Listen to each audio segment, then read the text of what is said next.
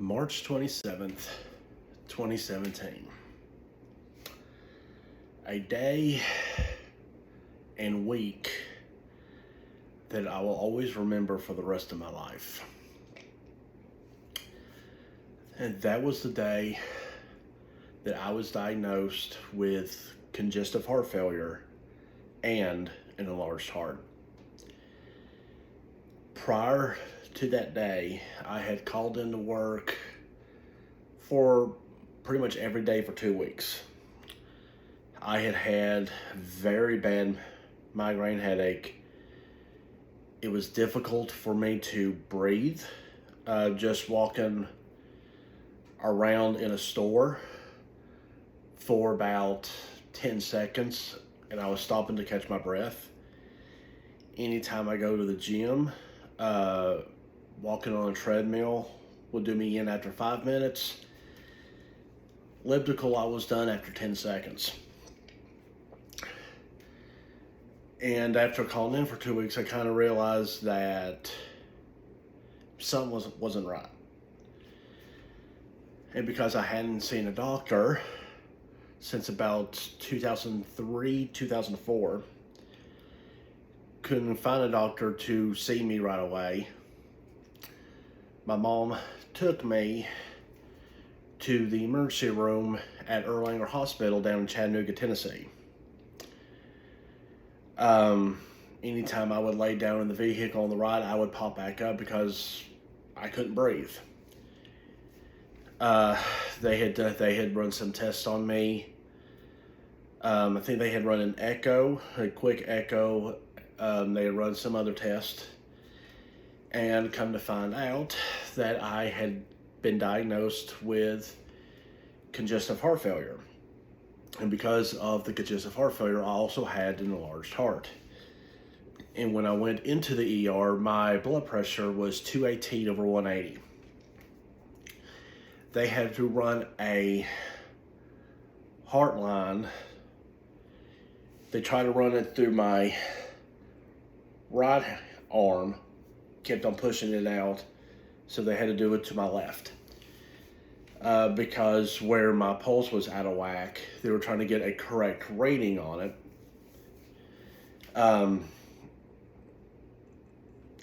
After doing all this, they gave me a nitroglycerin drip because they were afraid if they gave me a full-on nitroglycerin, it could damage my heart. And they warned me, they said, when we give you this drip, you will get a headache from it. From the time I got the drip to the time I got to a room on the cardiac critical floor, which was probably within a 5-minute time period, I already had the migraine. About halfway getting into that room, it started happening. When I was in the hospital, my heart function was down to 14%. And I did not realize this until it was either my first or second heart doctor's appointment afterwards, after I got out of the hospital. My heart function was down so low that they was looking to do a heart transplant on me. And to be honest, I'm glad they told me then and not while I was in the hospital. While I was in the hospital, they went ahead and done a heart ultrasound.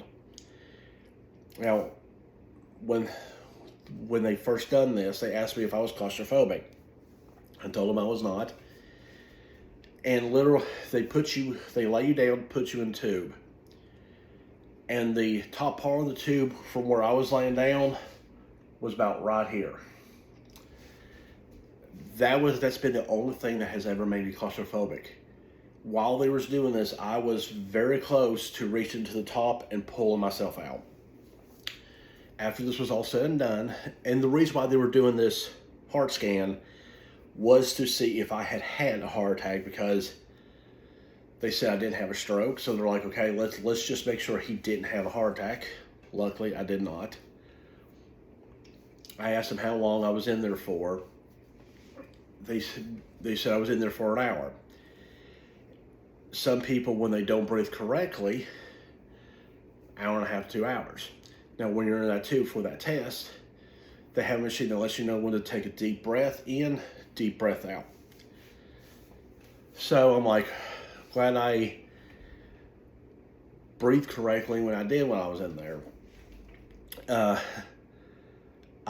had went to the hospital on a Monday. So let's see. I left on a Saturday, which was, funny enough, April the 1st. So let's say I was released from the hospital on April Fool's Day. And over the last 5 years, I've been fighting this. About a week or two after I got out of the hospital, I went into what they call cardiac rehab. Basically, it's like physical therapy, but mainly cardiovascular. They start you out doing cardio, and then usually about the halfway point of your program, that's when they incorporate weights.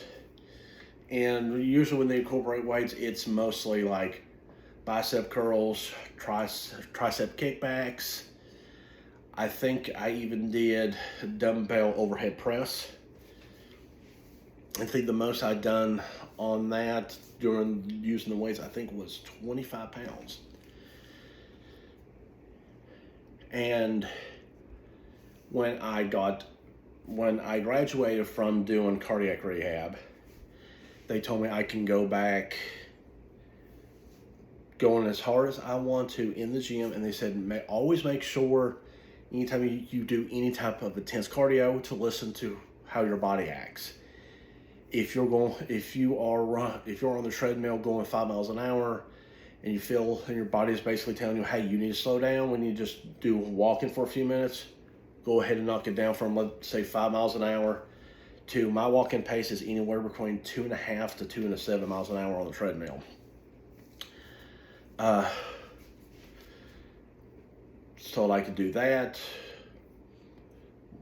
run 5K races, even go back to work, which when I went back to work, it was 4.5 months.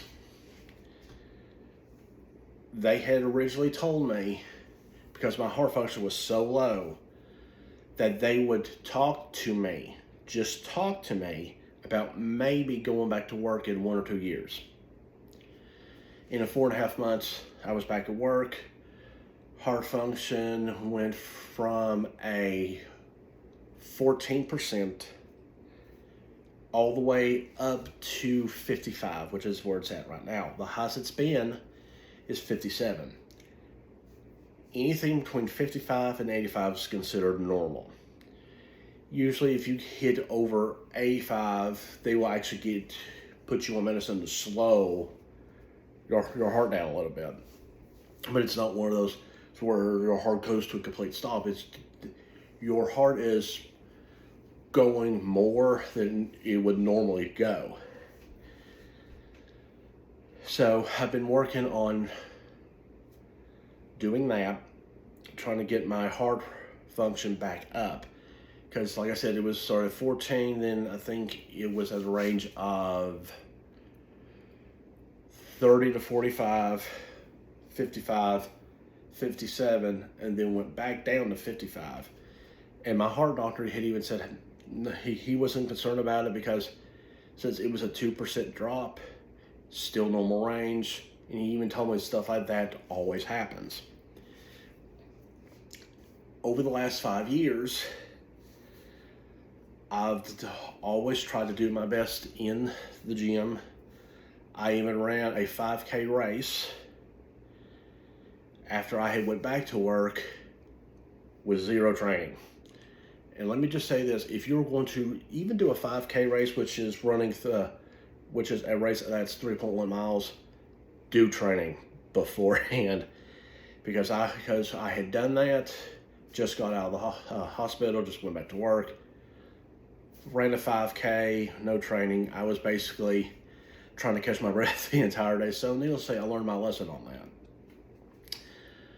But over the last 5 years, and even when I was in the hospital, I had a lot of people within the Disney community reach out to me, see how I was, and they're always checking up on me. Whether it's people I've become friends with through Disney Instagram or the different Disney Facebook groups that I'm in. And to those who have been keeping up with me, I would like to say thank you so much for it. There's times within the 5 years that I felt down, have had what I refer to as heart depression, because I do fight in, I wonder, why did this happen to me? Never thought it would happen to me. Excuse me. And every now and then I do fight those. I get those depression waves every now and then. But honestly, if it wasn't for the Disney community, I probably wouldn't be here, honestly. Whether you are a Disney YouTuber, you're on Disney Instagram, and even Disney TikTok. Anytime I see your guys' videos or even podcasts, I would like to say thank you so much for everything you have done for me. Thank you all for always praying for me when I've asked. And this is just one video that I plan on doing over the next, I'd say probably over the next year or so. Because I'm gonna not only am I going to do videos, I'm also going to do some episodes of my own podcast talking about the Disney community. Talk about the good and bad, because I constantly hear from people the toxic positivity, garbage. A lot of people say, well, you don't need to be happy all the time. I've admitted I'm not happy all the time. But here's the thing. When you go through a near-death experience like I did, because what a lot of people don't know, I was literally 24 to 48 hours away from being in a casket. That's the absolute truth. 24 to 48 hours away from being in a casket. That's why I have a positive outlook. You know, you do have some people within the Disney community who I believe have toxic negativity. They have to be negative to every little thing. Why? So they can get clicks, views, hearts, comments, whether it's on Disney Twitter, Disney Instagram, and some members of Disney TikTok, that they love the drama. They love to cause drama. So I will be talking about that not only in video form, but also be talk about that on the podcast. And let me say this. The rest of the community, you're not safe either. I have been ticked off with you for the past 5 years. Because I have seen on a consistent basis, I'll hear people say, well, I'm a fan of Eddie Guerrero, Andre the Giant, Vader, Scott Hall, Triple H, Keith Lee. Fact of the matter is, you are not. This is the only time I will ever gatekeep anybody in any fandom. Because every single one of them, every single one of those died from either heart attack or heart failure. Now with Triple H, he just recently announced that he himself had gotten heart failure due to a viral infection, viral pneumonia. One of the causes of heart failure is viral disease from pneumonia. Keith Lee gotten COVID, which caused his heart problems. But one thing I've noticed with both Keith Lee and Triple H, that one thing that a lot of the fans will do, Keith Lee, they'll talk about COVID. Triple H, they'll talk about where he got pneumonia. They flat out skip over the fact they now have heart disease. Completely skip over it. Let's be honest. Majority of the deaths in professional wrestling is from heart disease. And for some reason, I don't know why, Seems like wrestlers and wrestling fans flat out refuse to acknowledge that fact. And trust me, wrestling community, you're getting your own video and your own podcast on this. Because I'm going to talk about it. I'll probably going to piss some people off. So be it. It needs to be called out. And getting back to where today is the 5-year anniversary of me getting the congestive heart failure and enlarged heart. I will continue to fight this, and my ultimate goal in fighting this is at some point go down to Disney World and do what they call the Dopey Challenge. The first race of the year for Run Disney, which is in January, late January, early February, a lot of times. Actually, no, that would be Princess Half Marathon weekend. It's usually the first couple weeks of January. It's the Walt Disney World Marathon. And it's the only time that weekend they will have 4 races, which is 5K, 10K, half, and full marathons. It's the only race where they'll actually have a full marathon. Rest of the race schedule, longest race is the half. My goal in truly defeating this is do the Dopey Challenge, in which in doing the Dopey Challenge, in 4 days, you do all 4 races. By doing all 4 races, you get 6 medals. When you complete the races, at least. Because for the 10K and up, you have people carrying balloons that if you don't make your mark, they will literally have a van pick you up, take you to the finish line. You did not actually finish the entire race. So if you complete all 4 races, you get a medal for each race. You get a medal for doing what they call the Goofy Challenge, which is the half and full marathons. And you get a medal for doing the Dopey Challenge, which is all 4. And you'll always see that Sunday, especially people that will complete the Dopey Challenge, they will be at the park taking pictures of all their medals. During that whole weekend, you'll have people take pictures of them and their medals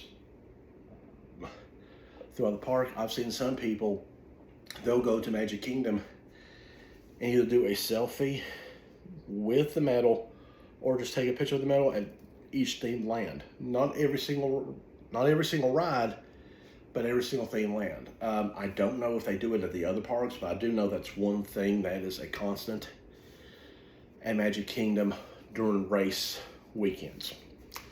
But that is my ultimate goal.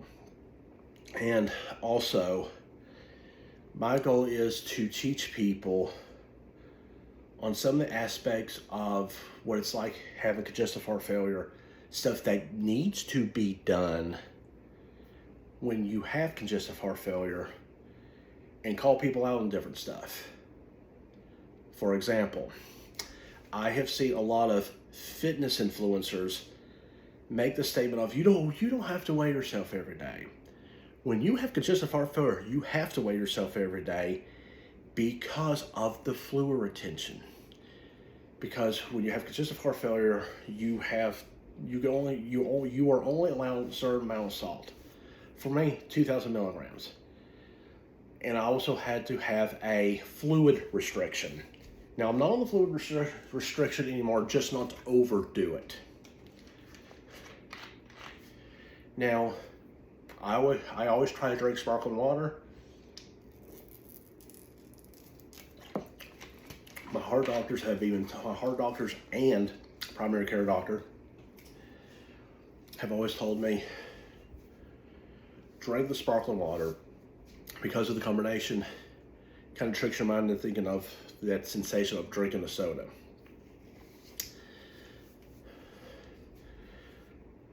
So if you overdrink on fluid, if you eat too much, if you have too much salt during the day, you have fluid weight.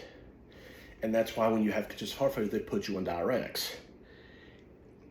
Within a 48-hour time period, if you gain more than 5 pounds within 48 hours, you're supposed to call the doctor and go to the hospital, figure out what's causing it. So anytime I hear people say, well, you don't have to weigh yourself every day. When you first get diagnosed with congestive heart failure, you have to weigh yourself every day so that you can see how the weight is. Now, one thing that I learned when it comes to certain foods, always make sure that if you do go out to eat somewhere, I would always suggest, always get a grilled chicken sandwich, but do not get one from Zaxby's. I learned my lesson the hard way on that. That was the only thing I ate that day, and I literally gained almost 10 pounds in a single day. Now, the next day, I took my fluid pills, then weighed myself that next day, those 7 pounds were gone. I basically peed the 7 pounds away. Before I end this, one other thing about the fluid pills. When you're in the hospital with a congestive heart failure, they're trying to get all the excess fluid out. So a lot of times you will pee so much weight away, so much of that fluid, that they have to give you potassium pills, which during my entire time in the hospital, only took 2. I had went from 290